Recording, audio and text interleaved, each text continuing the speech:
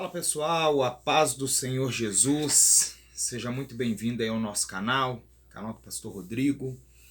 Há muito tempo eu tô querendo já gravar esse vídeo, gravar algumas instruções bíblicas para o nosso conhecimento, para o nosso crescimento teológico. Se você chegou até aqui, eu te convido a deixar logo o seu like aí embaixo, deixar o seu comentário após o vídeo. Participe conosco aí, compartilha esse ensinamento com alguém, essa instrução, porque a palavra de Deus é viva e eficaz e é apta para discernir as intenções do coração. Então nós precisamos aprender a palavra de forma correta. E esse canal aqui tem o objetivo de ajudar você no seu crescimento teológico, com ensinamentos bíblicos, com pregações, instrução da Bíblia de forma geral. Nesse primeiro vídeo aqui, eu gostaria de compartilhar com você sobre a inspiração da Bíblia Sagrada, tá? A inspiração da Bíblia Sagrada. E para isso eu queria deixar um texto aqui para você que se encontra na segunda carta do apóstolo Paulo a Timóteo, no seu capítulo de número 3, e o versículo é o de número 16. Paulo ele diz o seguinte: toda a escritura é dada pela inspiração de Deus e é proveitosa para a doutrina, para repreender, para corrigir, para instruir em justiça. O 17 ele diz: para que o homem de Deus seja perfeito e perfeitamente instruído para toda boa obra. Então fica uma pergunta aqui: a Bíblia Sagrada, ela é toda inspirada e toda revelada? Porque existe uma diferença entre inspiração e revelação, tá? Tem gente que acredita que a Bíblia ela é toda revelada. E a Bíblia, gente, ela não é toda revelada, tá? Ela não veio por revelação todos os textos que estão ali. Porém, tudo o que está escrito, isso sim, isso foi inspirado por Deus. Então nós vamos perceber que existem atitudes na Bíblia, atos de pessoas, de reis, de sacerdotes, de homens, de mulheres, que foram pecados, tá? Mas o ato em si, ele não foi inspirado. Mas o escritor foi inspirado a escrever, a relatar aquilo que aconteceu no texto. Então, qual é a diferença entre inspiração e revelação? Então, tá? O que é inspiração? Inspiração é o ato de inspirar. A palavra é derivada de duas palavras latinas, in e spiro, que significam inspirar. Nós encontramos essas palavras em Jó, por exemplo, 32, versículo 8, em 2 Timóteo 3,16, que é o texto que nós lemos. A palavra significa uma influência de fora, produzindo ações que estão além de forças naturais. Ou seja, é Deus respirando, né? O sentido mais claro para se dizer é Deus respirando. Portanto, a palavra é espírito e vida. E aí nós vamos ter essas referências, por exemplo, em João 6,63 e em Hebreus 4,12, tá? Que fala dessa inspiração também. Então, para nós, o que é inspiração? Para nós, inspiração divina é a influência sobrenatural do Espírito Santo, que vinha como um sopro sobre os escritores da Bíblia, tá? Isso era a inspiração que acontecia, capacitando-os a receber e transmitir a mensagem divina sem nenhuma margem de erro. Então, o que acontece?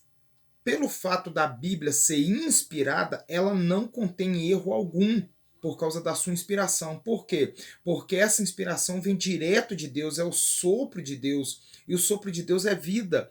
É assim que aconteceu lá em Gênesis, quando Deus sopra sobre o homem. Entendeu? Ali, quando Deus sopra sobre o homem, traz vida o homem. É o ruach de Deus. Então, é o sopro de vida. Então, a palavra de Deus, ela traz vida, né, para aqueles que a escutam, a ouvem e a praticam. Então, inspiração é isso, tá? Isso é o termo que se explica a inspiração da palavra de Deus. A Bíblia ela é toda inspirada e nós podemos dividir estes assuntos em duas classes. Quais classes são essas? Revelação, né, e fatos conhecidos. A revelação, ela se entende que a obra de Deus pela qual ela transmite, pela qual ela é transmitida, fatos e verdades desconhecidos. Então o que acontece? Quando nós tratamos de revelação na Bíblia Sagrada, nós temos que ter em mente que a revelação veio de uma forma de trazendo algo que não era conhecido.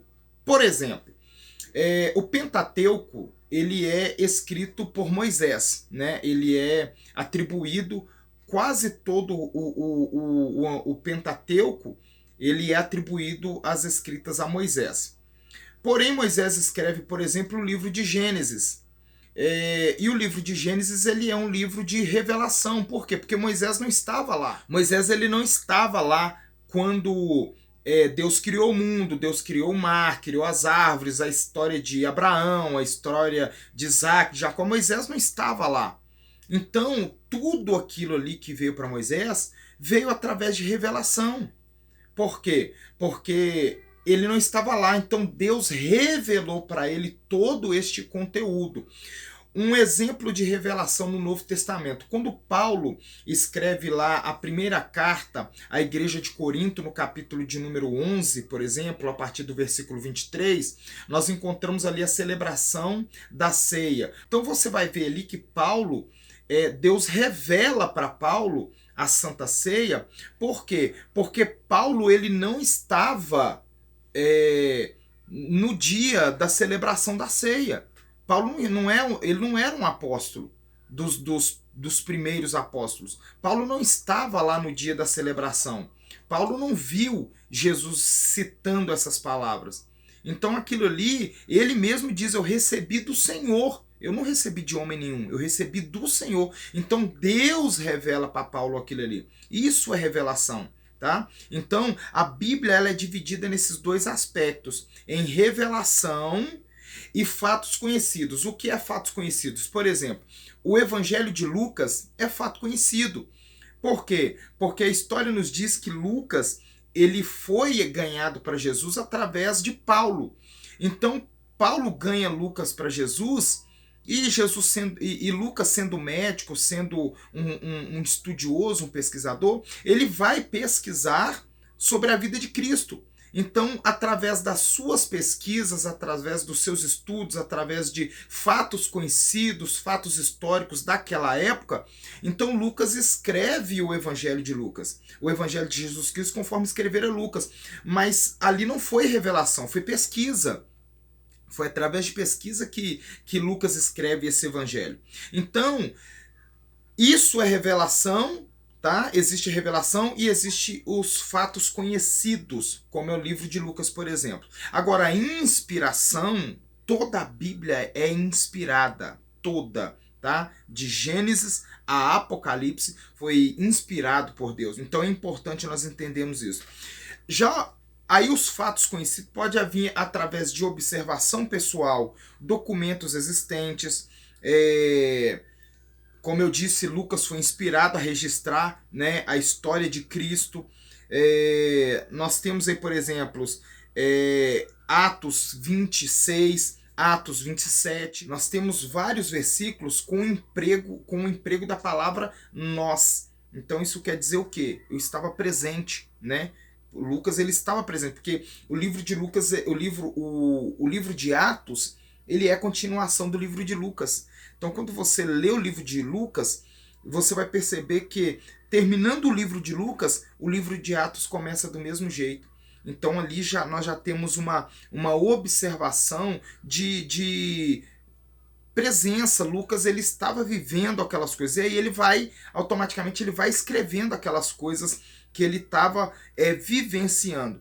Então, nós precisamos entender que revelação, entenda isso, revelação é aquilo que Deus traz para alguém e que ninguém ainda sabe daquilo. tá? Então, a Bíblia, ela não é toda revelada, gente. A Bíblia ela não é toda revelada, tá? Ela não é. Tem gente que diz que a Bíblia ela é toda revelada. Não, ela não é. Ela é toda inspirada. Tudo que está escrito na Bíblia Sagrada foi inspirado por Deus para ser escrito, mas nem tudo foi revelado. Revelado. Então, o que acontece? Quando nós estudamos a Bíblia, nós temos que ter algumas coisas em mente.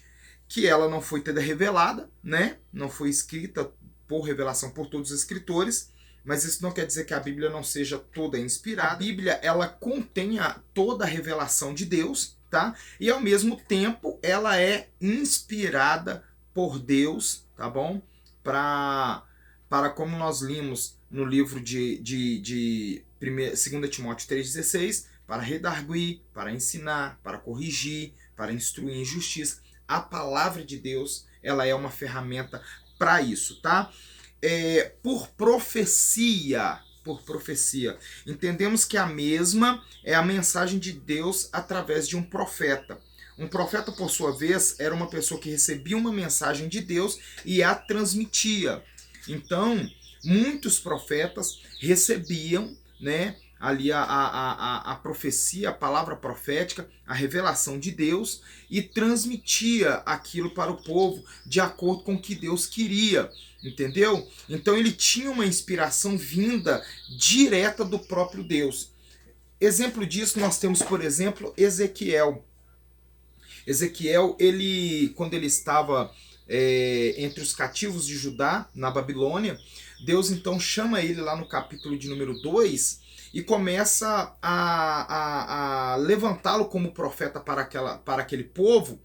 Então Ezequiel começa a profetizar para o povo que ainda estava no cativeiro, estava ainda em Judá, tá? Em Judá, porque Nabucodonosor tinha invadido Judá 2 vezes. A primeira vez ele leva Daniel, Sadraque, Mesaque, Abednego, entre outras pessoas. Na segunda ele leva 10.000 cativos, entre eles Ezequiel. Mas mesmo assim ainda ficaram pessoas lá. Então na terceira invasão, que foi no ano de 586 que ele vai invadir, nesse período, Ezequiel começa a profetizar, antes dessa terceira invasão, ele começa a profetizar para o povo que estava na nação de Judá ainda, para que o povo não fosse levado cativo, para que o povo se arrependesse. Mas, porém, o povo não se arrepende, o povo não escuta as profecias de Ezequiel. Então, ocorre que Nabucodonosor invade pela terceira vez a nação de Judá e agora ele traz quase todo o restante de Judá cativo para a Babilônia, ficando lá apenas os mais pobres, tá, e miseráveis. Entre eles fica Jeremias. Tá bom? Deus começa a trazer para Ezequiel, tá, como profeta, revelação de coisas que iriam acontecer. E o povo não acreditou. E aconteceu conforme Deus mandou. Então a revelação, ela vem para o profeta daquilo que não aconteceu, ninguém sabe, e Deus revela aquilo para alguém. Isso é revelação. Então nós temos aí revelação, nós temos fatos históricos, né? E nós temos inspiração. Então, inspiração, a Bíblia é toda inspirada, tudo que está escrito na Bíblia é inspirado. Revelação, a Bíblia não é toda revelada, tá? Nós temos várias coisas na Bíblia que foram por revelação, tá bom? Como eu citei aí Gênesis, o livro de Gênesis, algumas coisas do livro de Êxodo, teve por revelação. Agora, inspiração tudo, revelação não foi a Bíblia toda, amém? Querido, esse aqui é o nosso primeiro vídeo aqui do nosso canal. Nós estamos começando alguma coisa aqui, tá? Estamos começando esse trabalho aqui de estudo, de ensino. Eu gostaria que você deixasse aí o seu like, nos ajude aí a nos inspirar, nos ajudar, nos fortalecer. Sendo assim, o YouTube irá mostrar esse vídeo para mais pessoas, nós poderemos estar ajudando outras pessoas. Eu peço a você que você deixe o seu like, deixe o seu comentário também acerca de algum assunto que você gostaria de estar aprendendo aqui conosco, tá bom? Desde já eu agradeço você por ter assistido esse vídeo aí. Deus abençoe a sua vida em nome de Jesus. E em breve nós estaremos colocando outros vídeos aqui sobre outros assuntos. E eu gostaria que você deixasse aí a sua participação, deixasse aí o seu comentário, deixasse o assunto que você gostaria de participar e ouvir aí conosco, que nós vamos fazer o nosso melhor para estar te orientando aí dentro da palavra de Deus, tá bom? Deus te abençoe, até o próximo vídeo, se Deus quiser.